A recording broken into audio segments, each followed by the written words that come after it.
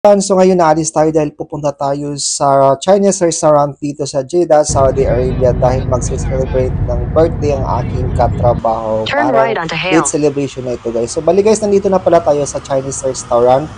So tara guys, pasok tayo sa loob. So yung kainan pala guys, nandito pala ito sa second floor. Sa baba, bali yung counter lang yun, doon ka magbabayad. Pwede ka naman guys kumain sa baba, pero mas maganda dito sa taas. So pagpasok mo pala guys sa taas, makikita mo na kagad yung mga pagkain dyan, mga seafoods, baka, manok, lahat na kakainin dahil unlimited ito guys ng restaurant na ito, itong Chinese restaurant. Ang daming mga pagkain dito guys, daming mga prutas, iba't ibang klase guys ng mga drinks, ang daming pagpipilian dito. Saka yung paggawa pala guys ng sauce, bali ko pala ang gagawa mismo nito. Ikaw yung magtitimpla ng sarili mo. Ayan guys. So yan ang dami dito. May naka-fry dito guys ng mga hipon din, ng mga manok. So ikaw na bahala guys.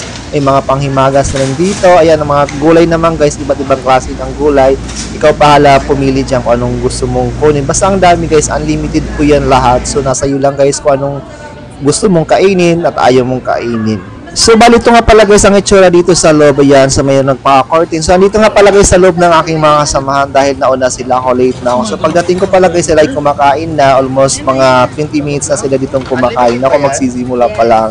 So, tara guys, kain muna ako dahil nagutom na po ako. Dahil galang ko sa trabaho. After ko sa galing sa trabaho, may muna ako ng bahay, naligo at bago pumunta dito. Kaya late na po ang persons. Kaya ito, kumakain muna kayo sa vlogs ko. Wag ako. Bana. O, Ana, dito ka banda.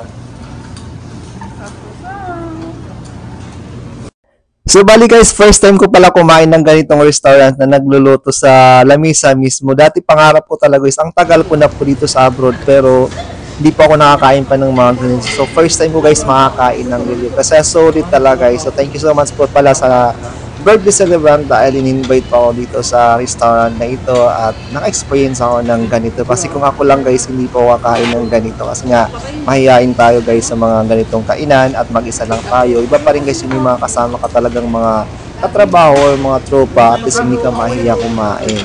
So bali guys, meron pala ako ikwento sa inyo. So paglabas ko pala guys, dahil kumuha ko ng inumin, dahil nauuhaw ako. So paglabas ko pala guys, may dalawang mga followers ko guys na nagsabi na kilala kita, ikaw si Gulani Vlog. So nakakatuwa guys kasi may mga tao nakakilala na pala sa akin dito sa Jeddah, Saudi Arabia. So sumisikap na pala tayo guys.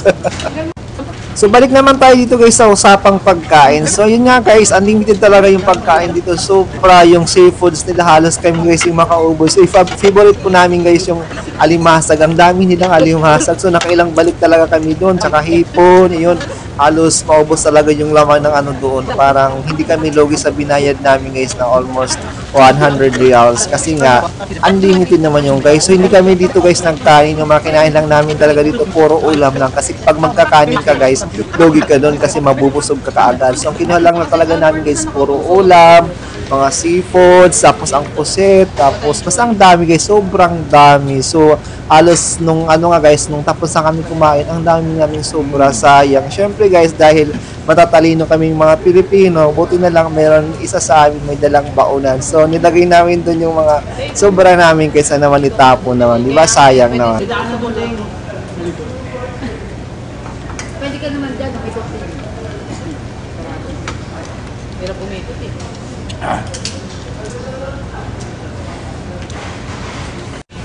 So yun nga guys, dahil favorite ko talaga sa kalimasag. So naluluto na naman guys yung panglima naming sinalang dito. After nito guys, kumuha naman kayo doon ng panibago dahil dalawa kami dito na malakas sa alimasag. So ayun guys, unlimited talaga ito. Sobrang sarap, as in gusto ko nga bumalik ulit doon. Kaso nga lang, sa kaniyang guys, at least naka-experience na ako kumain sa ganitong restaurant na niluluto sa gitna yung tinatawag na shabu-shabu. Sabali ka!